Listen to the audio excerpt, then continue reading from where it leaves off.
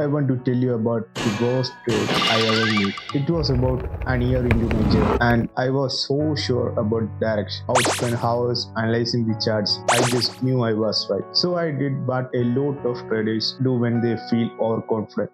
I put on a bigger position than my plan allowed. The trade started going just a little. I thought, no, the market is wrong. I'm right. It will come back. I even moved my stop loss further, telling myself I was just giving the trade room to breathe. It didn't come back. In about an hour, that one trade wiped out an entire month hard work and small wins. And the most painful part, my analysis on the direction was eventually right. The market did end up going where I thought. But I was long gone. My account was too damaged and my confidence was completely shattered. That day taught me as important lesson in the entire business. Your number one job as a trader is not to be right about the market. Your number one job is to be a best manager.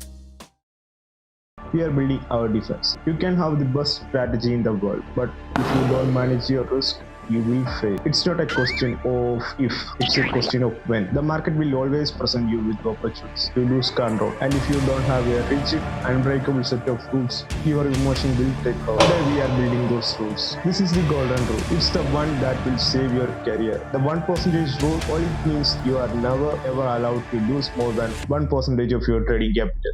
Why is this so powerful? Let me show you with the math. Imagine two traders, both with thousand. Trader A follows the 1%, risking $10 per trade. Trader B is a gambler and risk 10% or even 100% per trade. Now let's say they both hit a losing streak and lose 5 trades in a row. After 5 losses, trader A lost $50. Their account is at $950, but they are still completely in the game. Trader B has lost $500. Half their account is gone. Their confidence is short. With a few more losses, they are out of business. The 1% rule makes you psychologically invisible to losing streak.